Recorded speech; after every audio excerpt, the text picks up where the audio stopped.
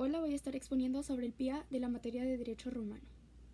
Voy a hablar sobre las causas de la esclavitud. Para empezar, tengo una pequeña introducción.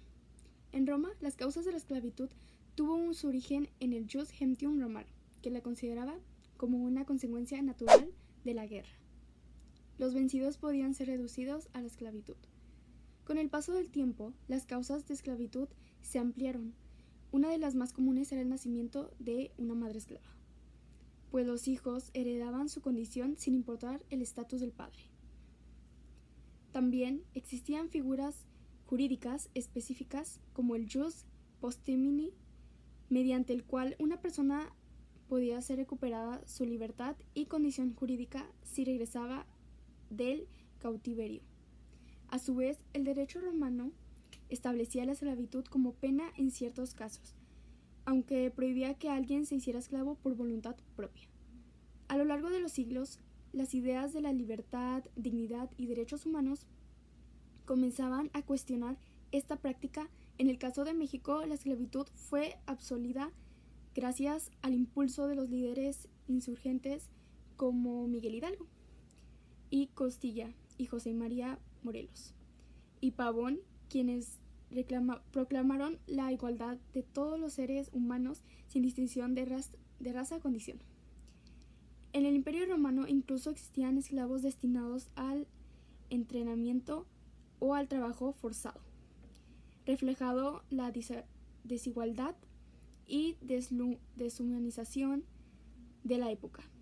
Sin embargo, las ideas de libertad y justicia evolucionaron, dando lugar a movimientos abolicionistas. Ahora seguimos con el desarrollo. Según el Jus Gentium, la esclavitud podría provenir de la cautividad, esto como resultado de una guerra. En los pueblos primitivos, el enemigo no tenía ningún derecho y el vencedor se apropiaba tanto de las personas como de los bienes del derrotado. Por el solo hecho de nacer de una esclava, los hijos de una mujer nacían esclavos. La condición del padre no importaba, ya que fuera del matrimonio justo o justae nuptiae, todo hijo seguía la condición materna. Cabe destacar que el casamiento de un hombre libre con una esclava estaba prohibido. Dichas relaciones constituían el contubernio, se llamaba verna al esclavo nacido en la casa del amo. En otra época del derecho romano, encontramos que el niño nacía libre si, en algún momento de la gestación, la madre había sido libre. Cuando alguien era esclavo, si escapaba y volvía a su hogar, dejaba de serlo. A esto se le llamaba jus postlimini. En esa situación, la persona volvía a reincorporarse en su condición jurídica, que había estado suspendida por la esclavitud, en la cual permanecería de no haber caído en poder del enemigo. Si era hijo de una familia, volvía a quedar como si jamás hubiese salido de la potestad paterna. Al ser jefe de familia quedaba como si siempre hubiese conservado su autoridad paterna. En cambio, la persona objeto de jus postlimini, si poseía bienes, quedaba interrumpida su posesión a pesar de su regreso, y si estaba casada no era restablecida en su matrimonio, pues este quedaba disuelto por la misma esclavitud. Asimismo, por otra parte, en cuanto al derecho civil, nadie podía ser esclavo por efecto de convenio o de abandono voluntario de su condición de hombre libre, aunque conforme al derecho civil en algunos casos se imponía la esclavitud como pena. En la ley de las 12 tablas existían formas por las cuales una persona podía ser reducida a la esclavitud. La primera es por no inscribirse en los registros del censo, ya que en este se inscribían también las pertenencias del ciudadano, entre ellas los esclavos. Además, el ciudadano que no se registraba en el censo podía ser objeto de esclavitud. La segunda es por no participar en el servicio militar, puesto que Roma era un pueblo guerrero y conquistador. La tercera, por incumplimiento del pago de una deuda.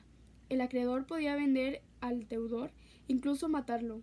En cierta época del derecho romano, si el deudor no podía o no quería ser esclavo, mandaba un rehén, por ejemplo, una familia que quedaba en calidad del esclavo hasta la deuda fuese cubierta.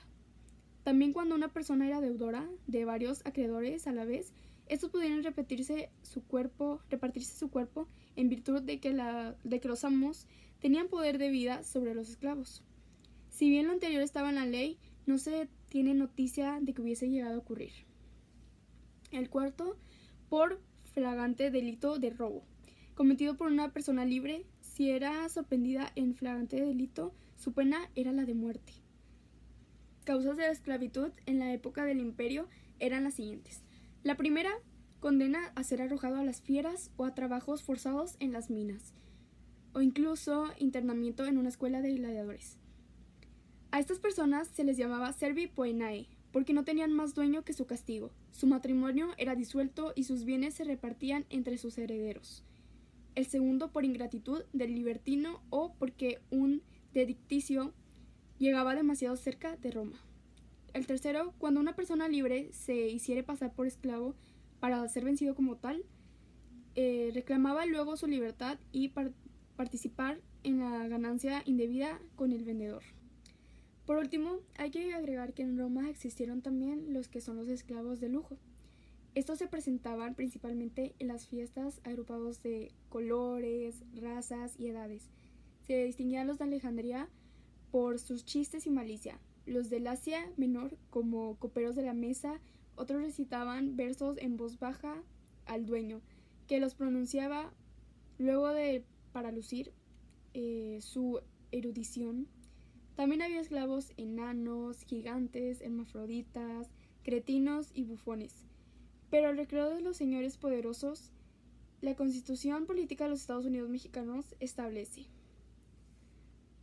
en su artículo número 2 que está prohibida la esclavitud. Y no solo eso, sino que nuestra Carta Magna dispone que las personas tengan la condición de esclavos en el extranjero y entren en el territorio nacional, alcanzarán por ese solo hecho su libertad y la protección de las leyes mexicanas. Las grandes revoluciones que han marcado el curso de nuestra historia estuvieron dirigidas en contra de la esclavitud, que puede ser física o espiritual, política o incluso económica.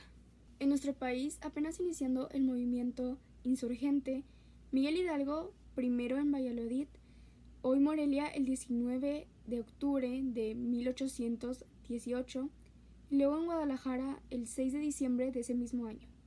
Ordenó la abolición de la esclavitud y José María Morelos el 14 de septiembre de 1814 en el famoso documento titulado Sentimientos de la Nación dispuso: la esclavitud se proscribe para siempre y lo mismo la distinción de castas, quedando todos iguales y solo distinguirá a un americano del otro el vicio y la virtud.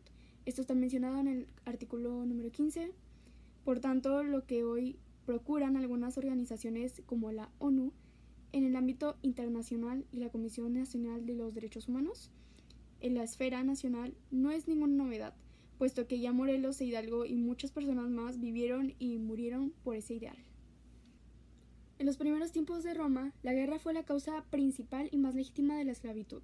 Según el Jus Gentium, derecho de gentes, los enemigos vencidos eran considerados sin derechos. Al caer prisioneros, perdían su libertad y su condición civil, pasando a ser propiedad del vencedor. El cautivo de guerra era denominado mancipium y podía ser vencido, intercambiado o conservado como esclavo. Este principio se justifica bajo la idea de que al haber ser perdonado su vida, el prisionero debía de compensar con su trabajo y obediencia. En Roma, la potencia militar por excelencia hizo de la esclavitud por guerra un mecanismo de expansión económica. Durante las campañas de conquista en África, Asia y Grecia, miles de prisioneros fueron vendidos en los mercados de esclavos de Roma. Estos hombres y mujeres constituían la base de la economía esclavista, trabajando en las minas, en las grandes haciendas agrícolas, latifundía, en los talleres artesanales o como sirvientes domésticos. La guerra, por tanto, no solo era un fenómeno político o militar, sino también un motor económico. Cada victoria implicaba la incorporación de una nueva mano de obra esclava, que enriquecía al Estado y a las familias patricias. La esclavitud era fundamental para la economía romana, como lo había mencionado anteriormente. La agricultura, que era la columna vertebral de la economía del imperio, dependía casi por completo de la mano de obra esclava. Los terratenientes romanos, que poseían grandes latifundíos, grandes fincas rurales, utilizaban a los esclavos para trabajar la tierra. Estos esclavos trabajaban en las cosechas de trigo, viñas, olivos, y en la producción de productos como aceite y vino, que eran exportados en grandes cantidades. El uso de esclavos también se extendió en las minas, donde el trabajo era extremadamente duro y peligroso. El trabajo de las minas era esencial para abastecer al Imperio Romano de metales preciosos y otros recursos minerales, y los esclavos eran explotados en las condiciones inhumanas para extraer minerales como platas, oro, hierro y carbón.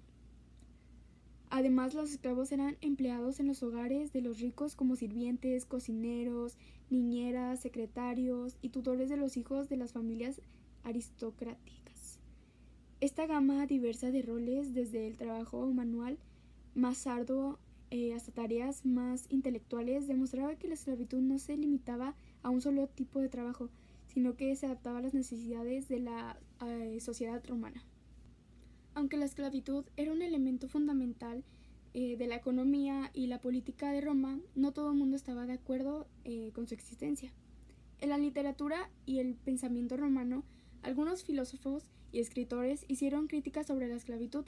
Aunque la mayoría de ellos no abogaban por su abolición, filósofos como Cicerón y Séneca defendían los benevolencia hacia los esclavos, pero no cuestionaban la institución de la esclavitud en sí misma. En el plato social, la presencia de los esclavos fue una característica visible de la vida cotidiana. En las villas y casas de los aristócratas, los esclavos eran una parte integral del hogar, mientras que la clase alta se beneficiaba de los esclavos en todos los aspectos de la vida, desde la agricultura hasta el entretenimiento.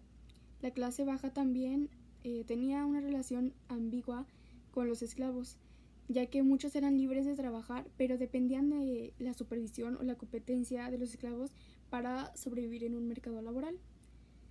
Las rebeliones de los esclavos y la resistencia, sus vidas de los esclavos romanos no era fácil, y algunos de ellos intentaron resistir o se aprovechaba de situación a través de las rebeliones.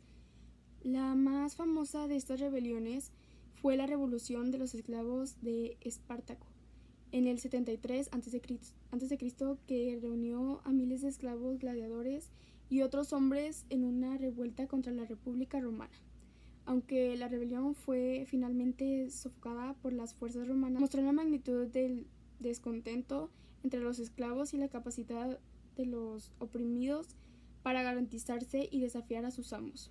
Otras formas de resistencia también se dieron en la vida cotidiana, como el sabotaje de los trabajos, la evasión o el uso de las estrategias psicológicas para resistir dicha opresión. Los esclavos vivían de una dualidad en su existencia.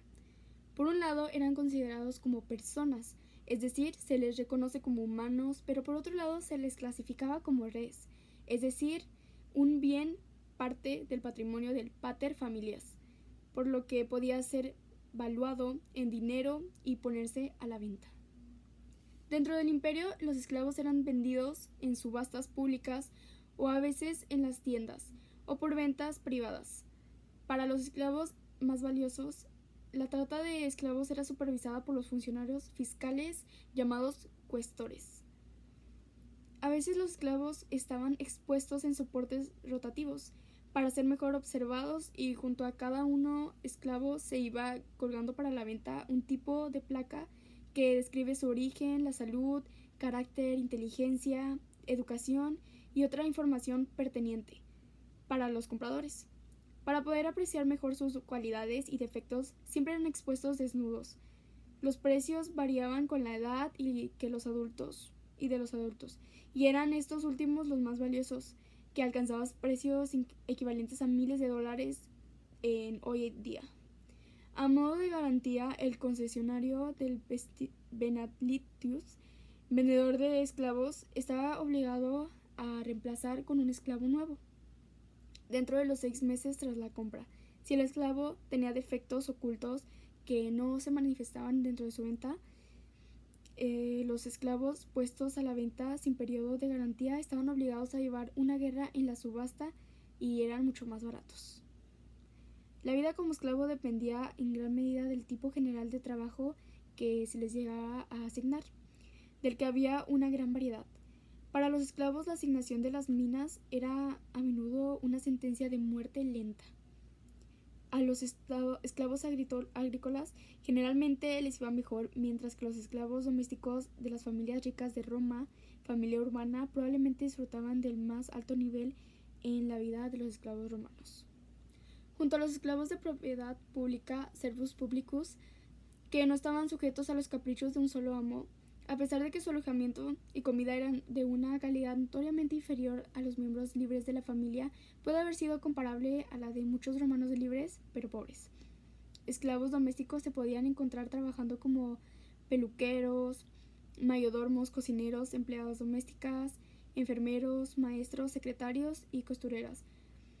Esclavos con más educación e inteligencia podían trabajar en profesiones tales como la contabilidad, la educación y la medicina. Los esclavos de ciudad solían tener familia y una gran autonomía. Podían lograr la libertad o manutención de diferentes formas. Irónicamente, con su propia muerte se les liberaba a veces para que tuvieran un entierro de persona libre, porque estaba expresamente prohibido colocarles lápida sepulcral. Con la muerte de su amo, en cuyo testamento solían liberar a sus esclavos como muestra de generosidad. Cuando eran liberados, de este modo se les dejaba alguna propiedad o dinero.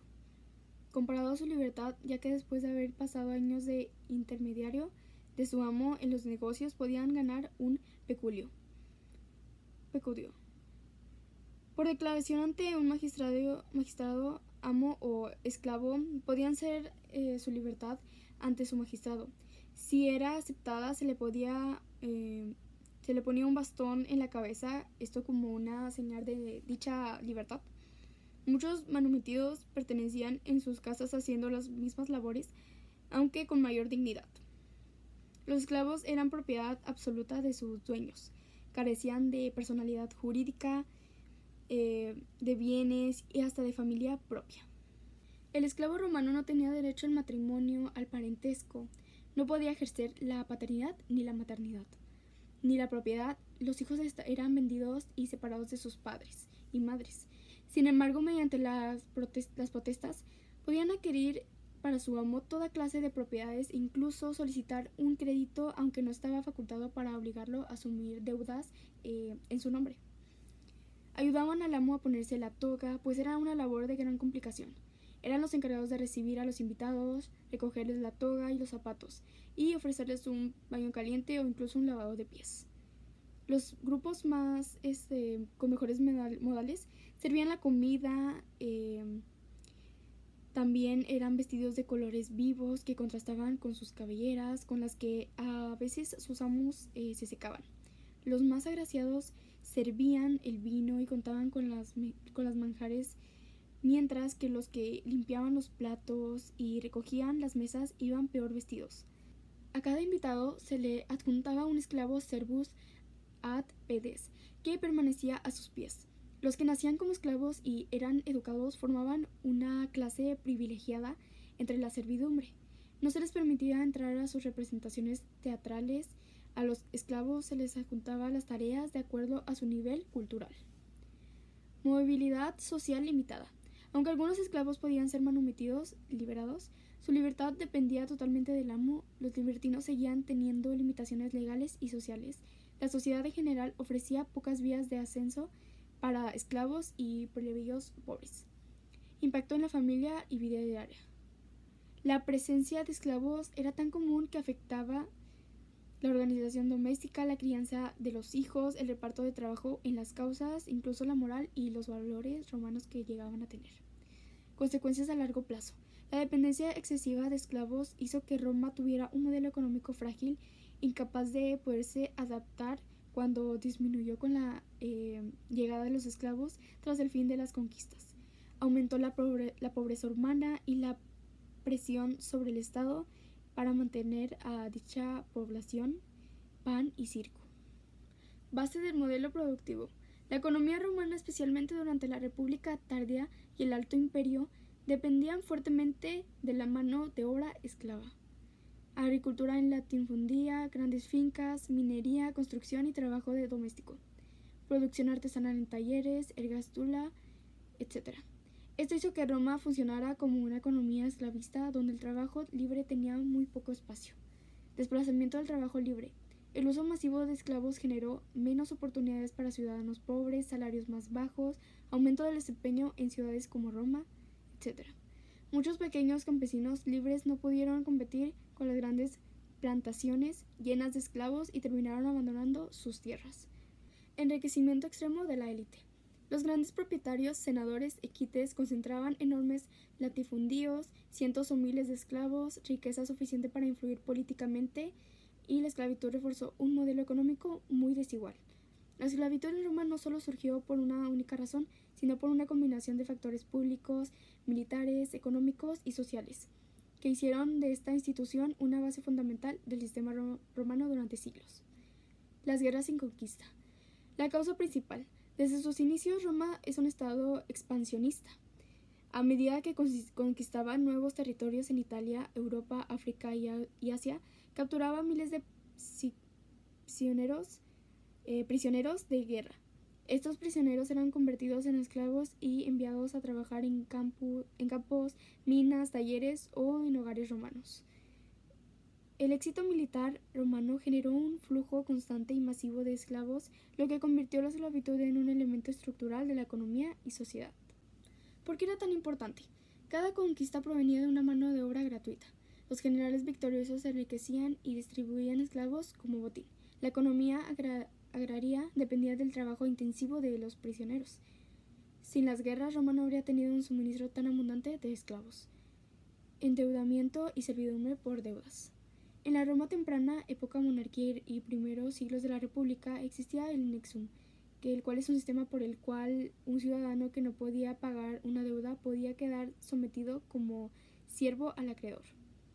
Aunque no era un esclavo total, en la práctica implicaba un trabajo forzado y pérdida de derechos. Este sistema fue abogado en el 326 a.C., pero demuestra cómo las tensiones económicas internas también generaron dichas formas de esclavitud o servidumbre.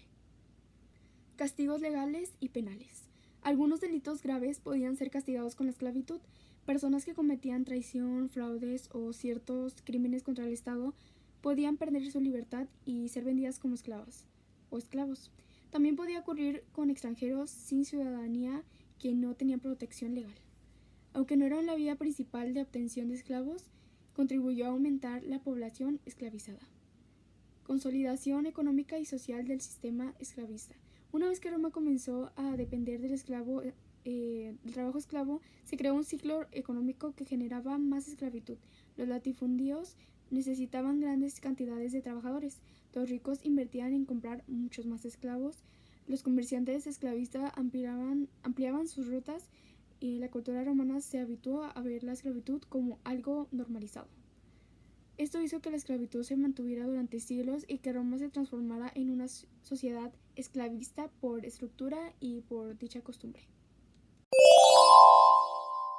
Conclusión. La esclavitud en la antigua Roma y sus causas no fue solo un fenómeno aislado, sino el resultado de una compleja combinación de factores históricos que consolidaron un sistema profundamente arraigado en la estructura económica y social del Imperio Romano. Las continuas guerras de expansión proporcionaron un flujo prácticamente inagotable de prisioneros. Esto hizo que prácticamente la esclavitud se integrara naturalmente en el modo de vida romano. A esto se le sumaron prácticas jurídicas como el nacimiento de madre esclava, así como el comercio de personas y la piratería, que alimentaron de manera constante los mercados esclavistas. Asimismo, la mentalidad romana, marcada por una fuerte jerarquía social y una visión utilitaria del trabajo, facilitó que la esclavitud percibiera como una institución legítima y necesaria. La dependencia económica de trabajo esclavo en la agricultura, la minería y la vida urbana reforzó aún más este modelo, creando así un círculo en el que la esclavitud era tanto consecuencia como motor del desarrollo romano. En conjunto, estas causas muestran que la esclavitud en Roma fue un sistema sostenido no solo por las fuerzas y la necesidad económica, sino por una concepción cultural que normalizaba la desigualdad extrema. Su persistencia durante siglos revelaba hasta que el punto de la sociedad romana consideró la esclavitud como un pilar indispensable para su expansión y su prosperidad. Sin embargo, también deja en evidencia las profundas tensiones y contradicciones internas de un imperio cuya grandeza se apoyó en la explotación de millones de personas privadas de su libertad.